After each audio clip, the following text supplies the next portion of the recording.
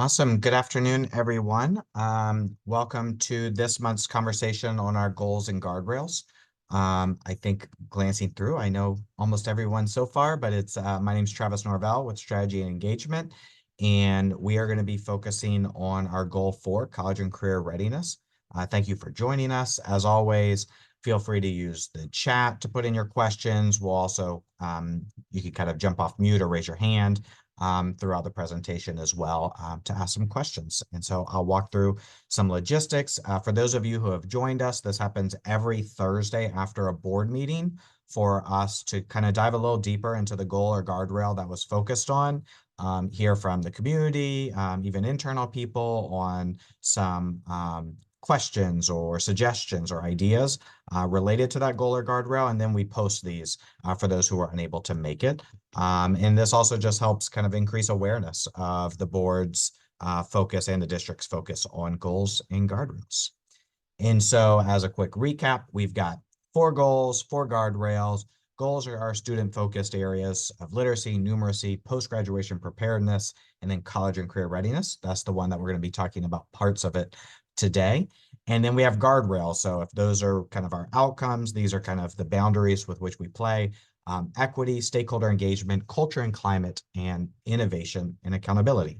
And so I think we've probably had a community meeting on all of these, maybe except the innovation and accountability guardrail yet, but I think the rest have come up so far this year. And so you can find old recordings on all of these if you're interested. So with that, for those who may be new, Dr. O'Brien will usually walk us through the data. She's our Director of Research and Evaluation of here's what was shared at the board meeting on Monday night.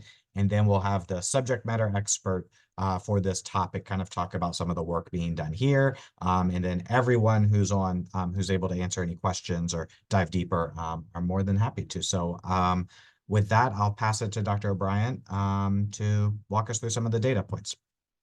Thank you and good afternoon, everyone.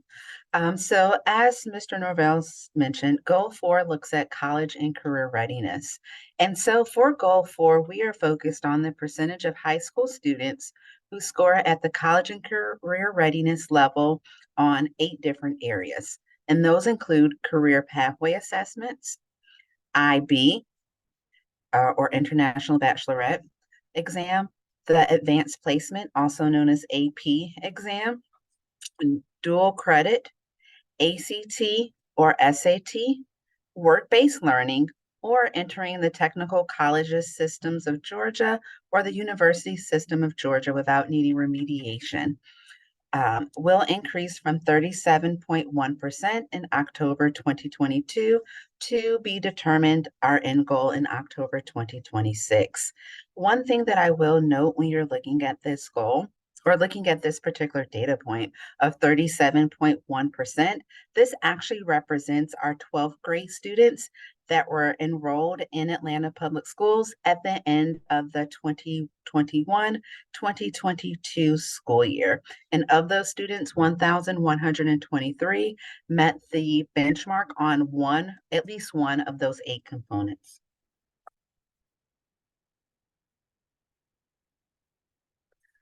So now we'll look at our interim goals. So our interim goals allow us as a district or as administration to monitor our progress towards reaching the ultimate goal that we just looked at. So in today's session, we'll focus on 3 of those areas. Interim goal 4.1 focuses on ACT or SAT.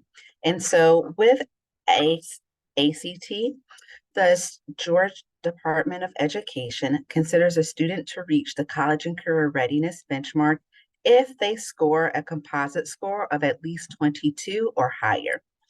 For the SAT exam, the Georgia Department of Education considers a student college and career readiness if they score at least a 480 on the evidence-based reading and writing section, and on the math section, the student must score at least a 530. If a student meets both of those for SAT, then they're considered college and career readiness. And so for our interim goal, we focused on students in grades 11 and 12. And so 25.9% 87.4% of our students at the end of last spring, so that was the 2022-2023 school year, met the college and career readiness on benchmark on either the ACT or SAT. That is slightly lower from our baseline, which was the spring of the 2021-2022 school year, where we had 27.5% of our students meet that mark.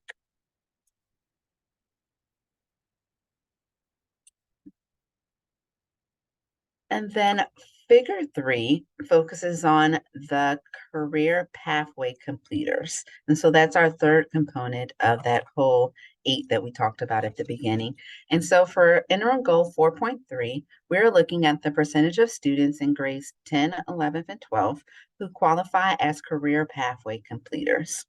And we're looking for that number to increase from our baseline of 41.8% in May 2022 to 45.8% in May 2024.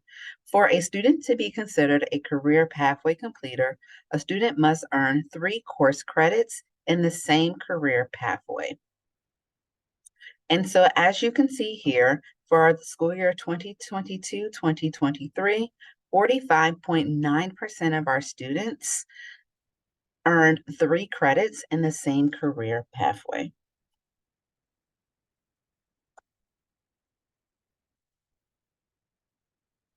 So those are our two interim goals as well as our kind of overall goal. I saw a question in the chat, and so feel free to raise your hand if you have more questions about the data points or put it in the chat.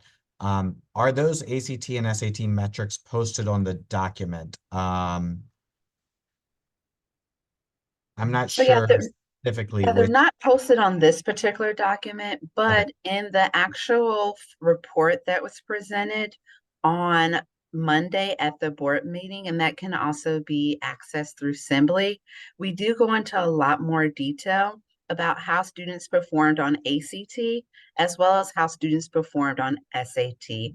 And for SAT, we actually break down each of the 2 components, the math as well as the evidence-based reading and writing, so that you're able to see where our students landed. Awesome. And then in a few, unless someone else from the team is able to jump on Assembly and find, particularly from my team, is able to jump on Assembly to find it, to put in the chat, then I'll do that whenever I get a break as well, so that people can dive a little deeper into some of those subgroups and some of the additional information in the appendix. Yes, Miss Banks. Hi, good I guess afternoon, everybody. Good afternoon. Yes, I just clarity on goal, I think 4.3, and how, because I started asking this question before and it wasn't all the way clear to me. So it says that what 45.9% are completing at least one career pathway. So those numbers are coming from students who like 10th and 12th grade students. So I was confused because that's like a low number, and I was trying to figure out where those numbers come from. And so what was kind of explained to me was that I guess since 10th graders are included in that, they haven't fully completed the courseway. And so I guess I wanted more clarity on what, before I guess I ask another question, clarity on what kind of that's measuring and how it's being measured, if that makes sense. Yeah, absolutely. So the percentage that you're looking at for students that were in 10th, 11th, and 12th grade, it's really representing the percentage of you can think of it as the percentage of pathway concentrators that are pathway completers, meaning the denominator is not all 10th, 11th, and 12th grade students at Atlanta Public Schools, but rather it's students that we consider to be pathway concentrators. And those are students that have completed 2 courses in the same career pathway. And so the thought process behind that is that we have an array of CTA courses that students can complete throughout their high school career. And some students will only take 1 course just because they're exploring themselves, exploring different options with no intention to actually be a pathway completer. And so we wanted to really try to get an accurate picture of our students that are focused on completing a pathway. to really be able to see what percentage of those that do complete it. And so our denominator is really students that have completed 2 courses in a pathway. And then you can think of it as the top number being that 1,275 are out of that pool of people that have completed at least 2 courses. How many of them have completed 3? And so for students that do participate or take career pathway courses through our Atlanta College and Career Academy, they actually do have the option to complete a pathway in that 1 year. And so even though a lot of 10th grade students may not go that route, in this last school year, so 22-23, we actually had 61 10th grade students that had completed the full 3 courses in the pathway. Okay, and so just to, I guess, make sure I understood what you were saying. So this number represents students that have said that they want to take the ACCA career, I guess, pathway route in school. Is that correct, one? You can think of it that way. So, and they can be a career pathway that's completed at their home school as well. But these are generally students that that are on track to complete a pathway based on the courses that they've already selected in their high school. Okay. And again, I'm sorry if I if I'm asking a lot of questions. So when a student enters 9th grade, they have the option of choosing whether they want to go like a college pathway or like a technical type of certificate type of pathway. Is that correct too? Correct. Okay. And so again, so this number, it specifically targets just those students who took that technical pathway, right? And then, Correct. okay, Dr. Freeman, you want to jump in? Yeah, I just want to offer that it's not either or. So in the 9th and 10th grade, you could very well be on a track to either opportunity. You could be taking some college prep courses and CTAE or career pathway courses simultaneously. So it's not that you've made a decision, you've just had exposure to both. And as you progress through the career pathways, you still may be college bound and eventually take AP courses and do all those things and still have completed a CTAE pathway. So the reason the denominator is so large for concentrators is that if you are on track to a pathway completion, you start in the 9th grade at most schools, then you're in the 10th grade, now you're contributing to the denominator, but you don't really get to complete until 11th grade. So the 10th graders that are completers only have that opportunity at ACCA. I think that's what Dr. O'Brien was mentioning. So if you go to ACCA in the 10th grade, you will complete in 1 year, but at a traditional school, you progress through 1 course per semester. So it's at a different pace. Okay, so is that like a separator of these are students on one path and these are students on another path? Right. Correct? It is not a separator. No, ma'am. Awesome. Okay, so those numbers are probably always going to look low because it's a mix of students that, okay, I'm trying to decide whether I want to go career or I want to go college. You got it. Yeah. So is there like any other so would there be any other measurement? Okay, of these students, they know they want to, is there a way to measure that we know that they're going maybe a technical career because they chose maybe in 9th grade, like this is what I want to do, or is there no way that APS does that? Not from the data points that we report on. We can identify those that had a concentration. They are progressing on the pathway. We can say those that completed it. So that means they took all 3 courses. We have the data on the students that take the credential assessment at the end of the series of 3 courses. And then, how many were successful on that assessment. But Dr. O'Brien, there may be something once they are graduates that we report on, but not before they leave. Correct. You're absolutely right. Mm-hmm.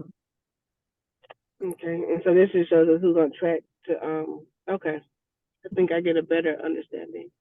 And it's very possible, Ms. Banks, that there's a student that's on track for this goal for a career pathway, and they've scored a readiness score on the SAT and ACT.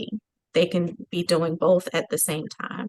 When we calculate the number for the overall board goal, every student counts once. If you've done anything in the categories, then we count you. And so there's a lot of students in the 12th grade that complete multiple areas. And so that's why it's never like equal to the number of students that we have enrolled. Yeah, I guess that was kind of my question. Would there be like any numbers that show, okay, these students know that, okay, that they're going through the ACC, even if it's not at the school but through their home school, and that they've completed courses towards those certifications, and not just any student saying, oh well, I might, because that's a lot of students like, well, let me try it out, and so that seems like a big number to try to figure out, okay, well, who actually wants to do this? Is it working for them? Are they able to matriculate through it the right way and finish it on time? Whereas, okay, well, maybe I want to do it, so let me take some courses, because that's going to always lower the numbers and make it seem like, well, are they completing or what's going on? But yeah, so would there be any, I guess, future thoughts on that, separating maybe some of the data a little bit more, so that, or is there somewhere where that, again, maybe I asked it already and you answered it, but I guess I didn't comprehend it. No, that's a great question, Ms. Banks. So one of the requests that we had on Monday from the board meeting was just what you stated. And so what we'll do in March, we'll come back and we'll talk about some more of the areas that are considered college and career readiness. So in March, we'll talk about advanced placement. We'll talk about IB, as well as we'll talk about dual enrollment. But one of the additional things that we'll do out of the request from Monday as well is look at, so remember there's 8 areas here. So this is like, it can be kind of confusing, but there's 8 areas here that we're considering college and career readiness. And so what I'll provide in March is actually a table that allow you to see for each of those 8 categories, what percentage of students fall in each one of them. So you'll be able to see what percentage of our 12th grade students completed and passed a college pathway assessment, or what percentage of our students completed and passed 2 advanced placement tests. So we'll break that down so that you'll be able to see how that looks for each of the components. But again, keeping in mind, just like you said earlier, students can, we want students to explore. High school is a great place to explore options. And so you'll have it won't add up to 100%. Because you'll have students that'll kind of try a little of this and a little of that. Okay, thank you. Awesome. Those are great questions, and I learned a lot just by listening to how you break down the questions to dive even deeper. And I think that's one of the challenges that we're facing with this first round of goals and guardrails is like really which data points are the most important? What do we do with the data that we have? And college and career readiness looks pretty different depending on which kind of path, not actual path, pun not intended, you choose to go down, which is why there's these 8 metrics currently. So, and I think we felt that same way on an extreme last month with profile of a graduate, because there were 8 or so metrics per characteristic. Because everyone's definition is a little bit different of some of these areas. So thank you for helping us dive deeper, Ms. Banks, into that. Any other questions on the data point before we kind of talk about some of the both work that's been taking place as well as work that could be going on?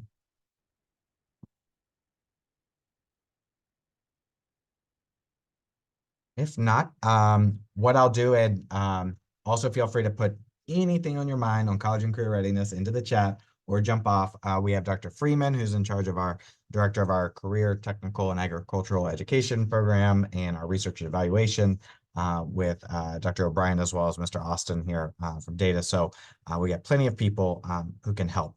One of the things that Dr. Freeman's team did, which I wanted to share with y'all, this is kind of the first time we're sharing here, but basically, if you've heard the mayor talk about the year of the youth, he talks about kind of this as a group project, right? Atlanta is a group project. Similar with some of these areas on college and career readiness, there's roles for all of us, students, families, community, and schools to play in ensuring our kids are college and career ready. And so Dr. Freeman's team kind of came up with some actions that that each of these stakeholder groups could take to better support college and career readiness at APS. And so they divide them into the different areas. Financial, so we hear a lot about financial literacy, understanding financial literacy, experiential, so things that you can do, and then programs like actual more organized structure pieces. And so we're not going to go through all of this. I'll put the presentation in the chat again, but just wanted to call out a bunch of different ideas that as you talk to people in the community, y'all are the leaders, y'all are spending your time here with us to learn more. You have influence out in the community. And so when people come, how can we help? Here are some different ways that you can help take ownership of college and career readiness. So here's an example of what it looks like for students. So how to read this is we have elementary, middle, and high. And if you remember the financial, the experiential, and then the programmatic kind of pieces, here are just some different ideas. So for example, let's say you have an elementary school student. It's never too early, right? To start thinking on college and career and what you want to be. And you'll see some of that in the areas, but interview an adult and ask about their job, right? So I have some elementary school kids. And so they're always asking kind of, what do you do at work? Which is a more difficult question to answer. But that's something you can start building that inquiry for kids, as well as joining clubs of things that are interest. You'll see throughout the elementary, a lot of it's about, in middle, just interest, your personality, your interest, your passions, not trying to fit you into a box, but just exploring what's possible. So middle school, same type of thing. Maybe do an inventory, personality or an interest inventory. I know our team is working with a few high schools, Therrell and Carver and Midtown, on strengths, which all of our employees take, your Clifton strengths. They're working with them to kind of understand, help you understand your talents, or joining community groups. And then at high school, a Georgia Futures account, right? To help with debt-free. I think we celebrated the Posse Scholars on Monday night, which is an amazing achievement. And I believe I heard Jessica Johnson chanting like debt-free in the background of the picture. Participating in college tours or job shadowing, registering for programs. So there's a series of things that students can do beyond what their counselor may help them on the SAT, ACT career pathway data that we called out. Next is for family. So this is you as a family member. How do you support your students in doing some of the things that we just mentioned, right? Financial board games, right? Monopoly, life. How can you start talking about money and just your everyday actions? It doesn't have to be anything big, but just starting to talk about those financial things. Atlanta is an education city. You can, almost any place has a free day for you to explore the city of Atlanta and understand your passions and interests. So those are some examples of what you can do as a family to support. And those things that don't have free days, there's usually passes at local libraries for you to check out, to go to the zoo or to the aquarium. And then you'll see some other examples. Some of this is supported by schools, right? Planning school, college visits, or planning job shadowing, but there's also some things that we can do at home as well. And I see Diane put in a good question in here, not just trying to define by a career, and I'll practice this tonight during dinner, Diane, but not what do you want to be when you grow up, but what problems do you want to solve? So before even trying to pigeonhole into a career, just start talking about what you're interested in, what problems you want to solve. And then for the community, so let's say you don't have a student, but you're an active member of your community. How can you support your school's college and career awareness when they have career day, college day? How can you be a part of that, offering job shadowing at elementary, middle, or high school? So I know in my kids' school, yesterday someone talked about sustainability in the film industry, which I know zero about, but now this group of third graders know way more than I will probably ever know about that career from a parent coming in and talking. So how do we kind of expand that with community members as well, or volunteering to mentor? I know we have a number of middle schools that have Big Brothers, Big Sisters, 100 Black Men, other mentor organizations as a part of it. How can you volunteer to mentor and kind of create that longing support? And then last stakeholder group, definitely not to be forgotten, and this is where a lot of our work falls, is the schools themselves. So how do we allocate funding? How do we partner with organizations? How do we arrange field trips and career exploration? How do we, I really liked in the middle school, number 3, the showcase high school program options. It's one thing to offer them, and I actually saw red line edits of Dr. Freeman. It wasn't just offer, because we're going beyond offer. How do you showcase and show off what we do have to offer for students and families in these different areas, as well as spreading the word about it. So these are just some examples. It's a bunch, but just wanted to show that it's bigger than just what the data points may show or what some of the work is that we could explain. There's kind of a place for all of us if this is your niche, right? If literacy is your niche, then there's some actions that you can do there. If college and career readiness is your niche, then please leverage some of these ideas as you see fit. And then I'll pass it to Dr. Freeman if she wants to talk about maybe some oh, sorry, Ms. Odom. What questions you got before I go to Dr. Freeman? Good afternoon. I think I was a little late. My question was for the numbers on the ACCA, but this might all tie together. I have a question. I was looking at the graph, but the ACCA, are there any other, when we talk about college and career readiness, we have like a 30–40% of students that do not get to go to ACCA who are not also going to college.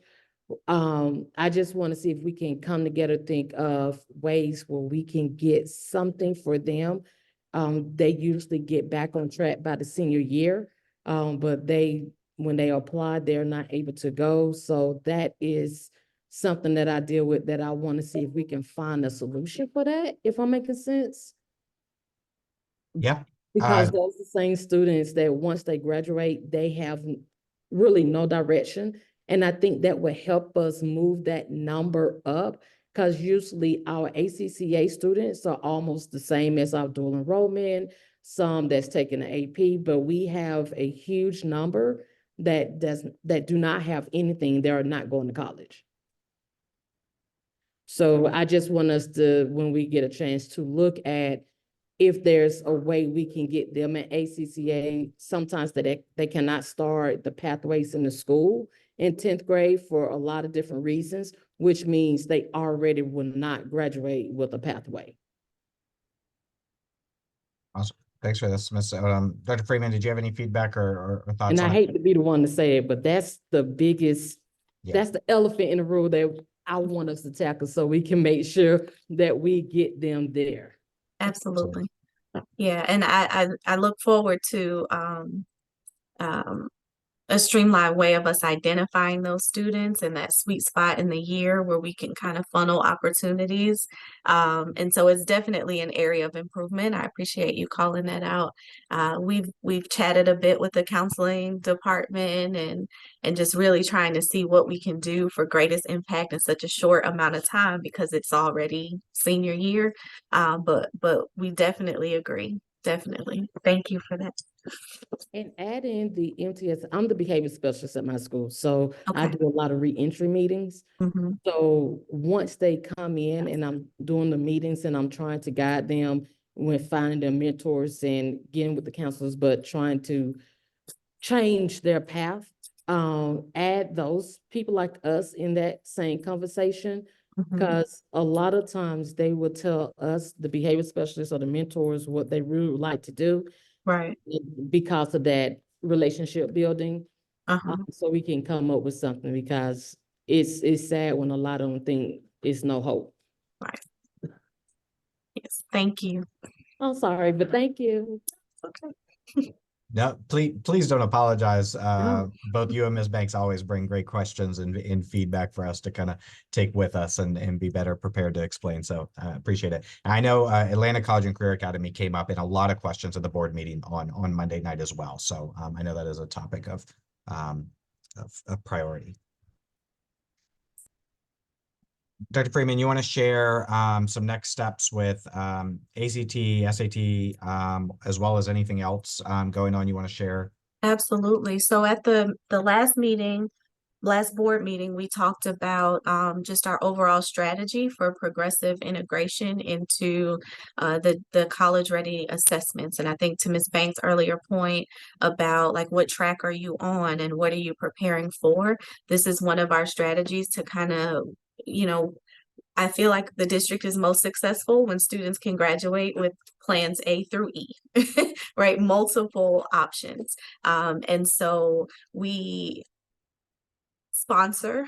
The district provides resources for all of our students to take the PSAT 8-9, in the 8th grade. In the 9th grade, you take the pre-ACT. So these are two opportunities for you to get exposure to these assessments before they really count. They are not, high stakes test at this point, but you know what it is, you know the types of questions, the areas that are tested, and the score results that come from these assessments let you know what AP classes that you would probably be successful or show potential to be successful in. It shows career interest, and there's certain inventories that come with these score reports. So there's definitely value in kind of kickstarting your journey towards college or career and those decisions from those tests. And then in the 10th grade, in 11th grade, you take the PSAT NMSQT, that's the National Merits Qualifying Test. But what we have coming up now in February is ACT School Day. And in March, on the 27th, is SAT School Day. These are the high stake tests. These are the ones that we are familiar with having to go on a weekend to take the assessment on a Saturday morning. This is the same exact test. It is offered during the school day. Our goal was to remove as many barriers as possible. We did not want students with transportation or employment concerns to be a reason they don't take the test. And we don't want to exclude our students that may not have a household that tells them this test is important, or not intrinsically motivated to seek out the process to take the test. So all 11th graders are going to sit for the ACT and the SAT school day. And then when they move on to 12th grade, our partnership with Achieve Atlanta provides college advising counselors that work with the students. And that way they already have SAT and ACT scores under their belt that will help the advisors best advise them. They know what your scores are. They know if you take the test one or two more times that you might get the score you need for a certain college to pursue a specific major. They'll know if you should maybe take the ASVAB. There's just different things through that advisement process that already having the scores kind of supports. So this flyer we've made available on the website and distributed it to schools. It talks about the purpose and the benefits. There's really no harm outside of a day without instruction that comes from sitting for this assessment and then knowing how it could be beneficial to you going forward. So please help us spread the word. This is a day on. We want students to come to school prepared to take the assessment just like they would on a Saturday morning. And then this test is free. So subsequent tests and different subsequent attempts at the assessment, they'll be able to use fee waivers and still incur no expense through the process. So we're very excited about being able to offer these assessments to all of our students for free, and really just want them to engage as much as possible and do their best so that it can really manifest into more options. Ms. Banks, you had a question? Yes. So I know, so I worked with the middle school for a few years. I actually worked for APS for like 7 years. And I saw working with the middle school students, I don't recall and sitting in on sessions about ACAA, I'm gonna say it wrong every time, ACCA, yeah, the ACCA program and things like that. And so it's not really stressed. And middle school would be a great place to try to kind of introduce that. So going into high school, you already know. And Absolutely. It's not because when I graduated, I remember they gave us a yellow paper asking us if we wanted to go a technical route or if we wanted to go a college route. And that's probably why my thinking was, okay, well, do you have a separate group or do you separate these students know they want to go this route. These students know they want to go that route. But being introduced in middle school, this is what we have available, even a field trip. If being able to tour the facilities, it's all APS. Why can't we go and see our students go and see what is available and out there? So we know that, I know you're not going to college, or we know you don't want to go to college. So this is what we have available to you. Here are some great options to be able to see, because learning education is about experiences. And if you can't go see and touch what is out there, it's hard to make those decisions, especially as a child who has nobody else really guiding you on what to do. Because again, I'm just not learning about ACCA, and I've worked for APS for 7 years. I didn't know anything about it, and so students are likely not to know much about it. And then on another point, the counselors, I forgot the exact number, but it's like counselors are 300 plus. It's one counselor to 300 plus students. So and then that's probably on the low end. I think the number was higher than that. And so it's hard for counselors to be able to even reach each student to know, okay, what is it? And so how can either we get more counselors or more counselor support, maybe paraprofessionals with the counselors, so that students are actually being met where they are, and we can fully understand what it is that they can get out of school. Because that was the conversation I used to have with students. While you're here, get everything you need out of school. You might not be thinking about college because we see how you are in the classroom. It's like, it's a lot for you. So your other options outside of college are this. And so being able to have those conversations a little bit more and a little bit more efficiently probably would help too, with that completion rate, or with just students being able to be college and career ready. Middle school would be a great place to introduce them, and again, take them on field trips. That's something simple.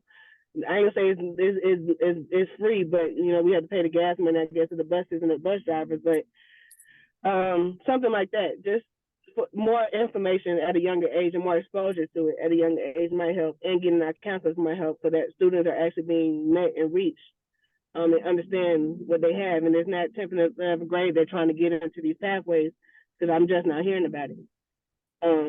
So that has been some of the experiences that I've run into in some of the work that I do, that people are not aware of these pathways until later on. Well, I appreciate you saying that. So one, I want to make you feel a little bit better because ACCA didn't open until during COVID. 21-22 was the first school year that it was open. So it is a fairly new program for us. And then, of course, that was the year that we really didn't come back until January. So it is very new. I just put in the chat, it's not the best paced job, but I wanted to make sure you guys could see all of the recruitment events that ACCA is hosting. There's one in person for the community from 4 to 6 on January 17th, and that's all programs, all labs, everything is wide open for anyone in the community to engage in. And then this other hodgepodge list, I apologize, is all of the recruitment dates for the high schools students, 9th grade students to come over. And then they also did 8th grade students in the spring. So they've done, in the fall. So they've done every single 8th grade, middle school had the opportunity to come over for a tour. And then these are the dates now in January for all of the 9th grade students and any other interested students to be able to come over, so that they can get an idea of what's available before its schedule request and scheduling process starts. So they are making great strides in being able to make the academy open to students, available. And then, of course, the awareness is the biggest part. And I agree, middle school is our sweet spot. I encourage all of our high school CTAE programs to participate in some capacity. Some send videos, some send literature, but to go to the recruitment events for the 8th graders so that they are aware. And then the final thing I'll say is that for the career pathways, we invested quite a bit last year. We have one more round this year, and making sure that every one of our middle schools has an exploration pathway that leads to an opportunity at high school. So for example, Mays has a sports medicine program. We wanted to make sure that students in the 8th grade had access to, or middle school had access to understanding what that pathway consists of. So we put a healthcare program in middle school. So at least one, our effort is 2 for every one of our middle schools to have 2 pathways that would then lead to the high school. So I think your thoughts are spot on and our efforts are aligned. So hopefully all of that comes together and makes perfect sense for anyone new by the end of next school year. Awesome. Okay, thank you. Thanks for sharing all that, Dr. Freeman. Ms. Odom, and then we'll go to Mr. Stroh. I just cannot gatekeep anything. I have some of the students, and it's something we can share when they take that pre-ACT on school day. creating a Khan Academy account and put in that. And so that will, to make sure that parents and everyone know, I believe in sharing the knowledge. It would Yes. give them things that they can work on to be prepared for the ACT.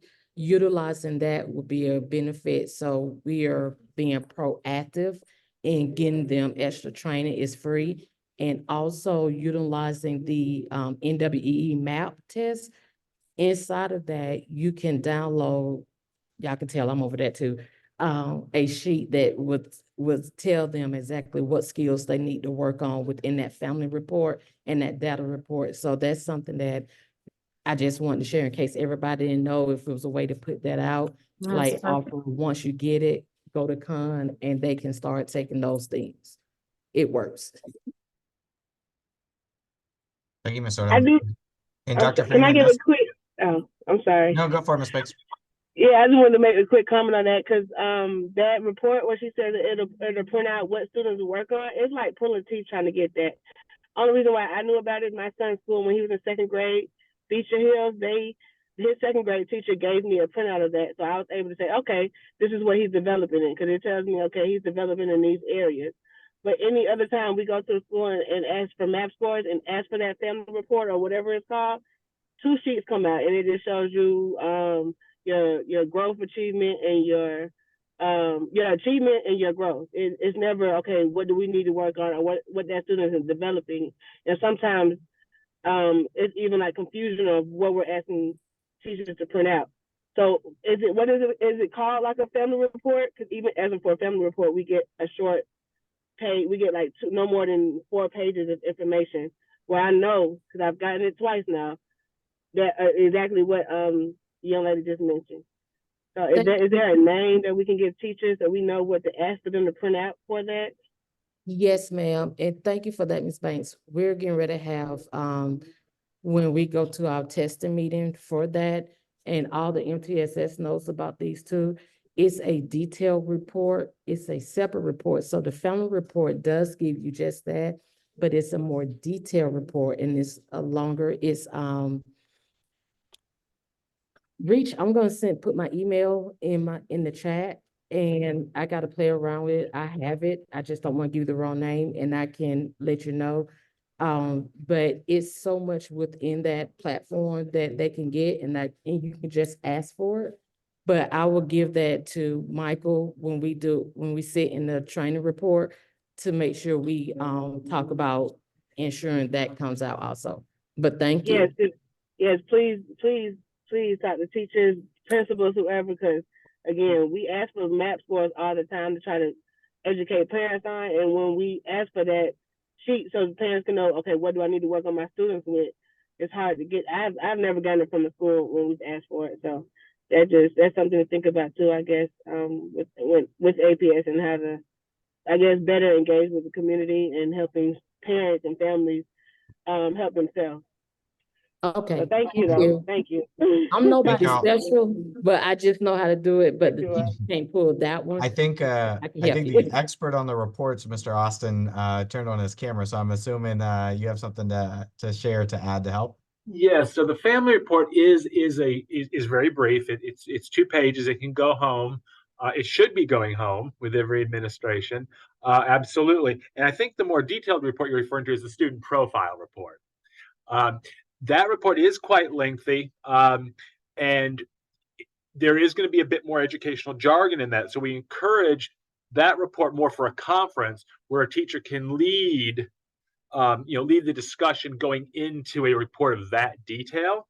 And of course, that report, of course, can be requested, but we definitely we recommend that be done in a conference with the teacher, because there is going to be some educational jargon in there because you are going much deeper, but it absolutely provides detail on the skills that a student can work on, and then to help facilitate goal setting activities. And that's what it's really designed for. Those MAP reports are designed for the student, the teacher, and the parents, the family, to work together to set goals.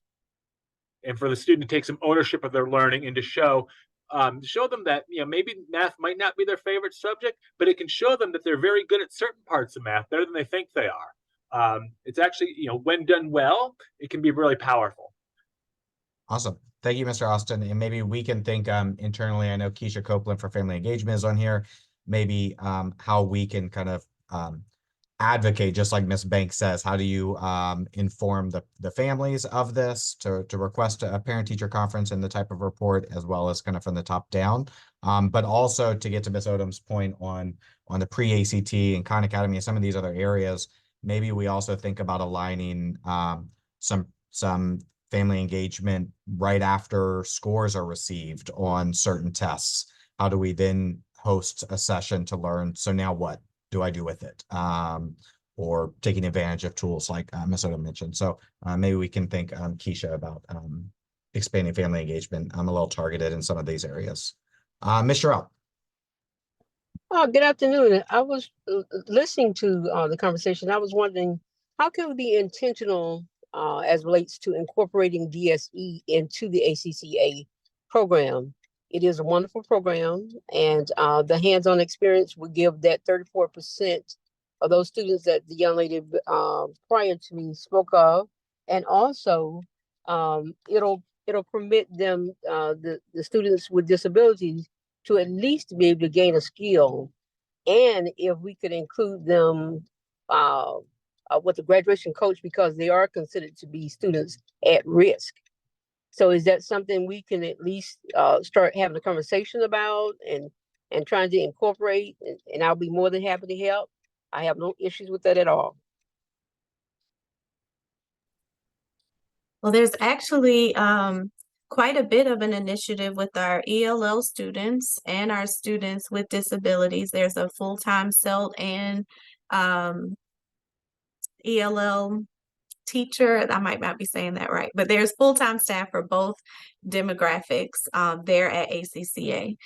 Their students with disabilities are certainly welcome. I think some of the conversation is more along what they have access to, like what the overall program consists of. I will say that it is an accelerated program. They are going through 4 courses in one school year. And so sometimes that is a deterrent based on the student's IEP. The access and the outcome is certainly desirable, but the day-to-day, maneuvering through is really, we have to play to the student's strength, and just knowing that the time is the time, because they can't come back to the ACCA the second year for the same courses. And so if that is not an issue for the student, then that is by all means something that we can work around. And are certainly welcome. And they have a graduation coach there as well. And I appreciate you saying that, but in all due respects, that's what the IEPs are for, to provide them services so that they can participate in programs like ACCA. I think it's just such a valuable program. My son attended and has a disability, but even though he was not able to take advantage of the certification portion, having the skill set gave him really great confidence. So I'm just hoping that we can find some way to incorporate, even if it's just specific courses, so that they can take advantage of that particular program, because it's a great program. Thank you. Awesome. Thanks, Ms. Shaw. And I also put the staff that Dr. Freeman referenced in the chat. So if you did want to reach out and offer support or ask what kind of support would be needed directly to the staff at ACCA, then you can see, I think, the special education person as well as ESOL. There's a few staff members listed there. Awesome. Well, we will start to wrap it up. We've been doing questions and answers throughout, which is usually the way we do this, which I appreciate. I want to kind of call out first, thank Dr. Freeman and Dr. O'Brien all the time for your participation. It's been a heavy lift. I know, particularly Dr. Freeman, in your areas the past couple of months. So I appreciate your helping us out. I wanted to call out a few engagements that are upcoming. These are always in our APS newsletter that comes out, but also if you put your email, I send it out. We flood it just in case we miss someone. So feel free to put your email in the chat if you want me to email you directly, but I try to do these every week or every other week. on upcoming events. So y'all are at the first one. Congratulations. Check. Then we've got some next week, parent-to-parent support group for students with disability. So that has come up in almost every single one of these conversations.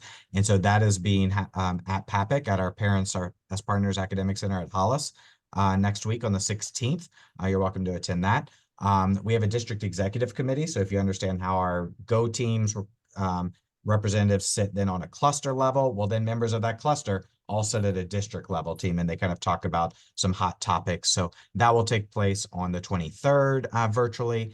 And then we have a parent cafe on mental illness on the 24th. That is also virtual.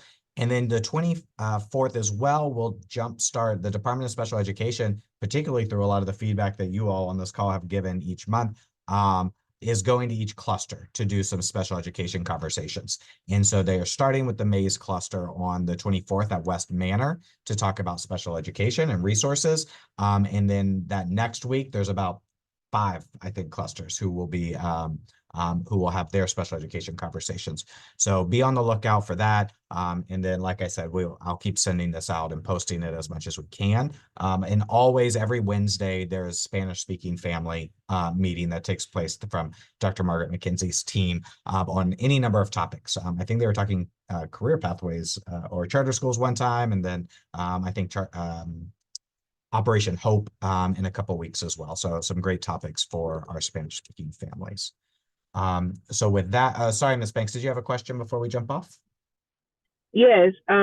Quick. I get hopefully real quick.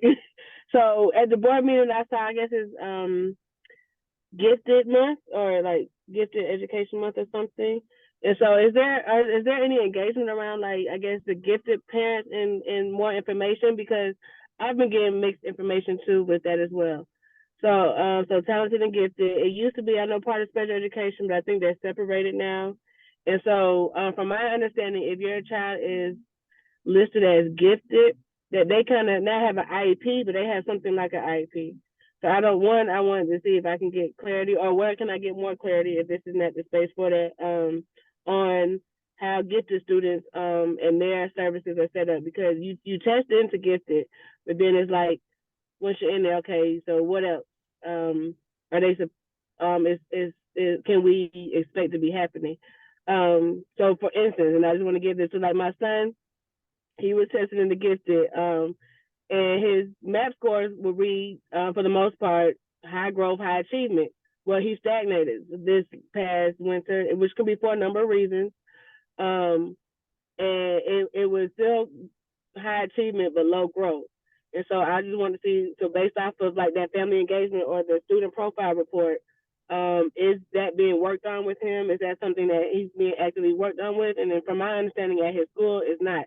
Their gifted teacher just pushes in the classroom, and they do the same work all the other students get for the most part. So it's like, it's no growth in that area. And so where can I get, I guess, more clarity on, I guess, gifted information? And it being Gifted Month, are there any gifted community engagement events or anything? Awesome. Thanks. That's a lot. I'm sorry. No. That's great. And I was trying to do a bunch of a quick research while you were talking about it. So unless Dr. Freeman knows from Mona or Dr. Arnold's area, I put in the main website for GATE, Gifted and Talented, in the chat. I'm also going to put the head of our Gifted and Talented departments information in the chat as well. Oh, perfect. I got you. Okay, good. Thank you for you to reach out directly. I am not aware of any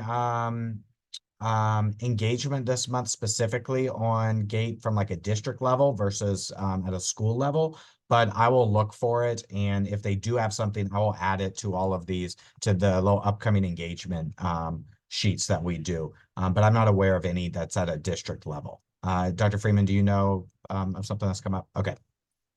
So we put, Dr. Freeman put Ms. Hagood's information in there, and then the main overview, which talks about identifying, developing, enriching, supporting gifted students, as well as our summer program, which started to keep an eye out for. It's always a hot ticket, usually in kind of I'm not going to give the month because it'll be wrong, but it's going to be upcoming. Any day now. Any day now. For you to apply to go to Xanadu, which is always. Yeah, I love it. He goes to that in the summer. Oh, awesome. Perfect. Great. So I'll look for the events and I'll add them if I can find them. And if not, there's a direct contact for you to Ms. Haygood. And with that, Okay, thank you. yes, ma'am. Thank y'all for joining us to talk college and career readiness, as well as any number of topics we're happy to take. So we hope you have a great rest of your week, and we'll see you next month.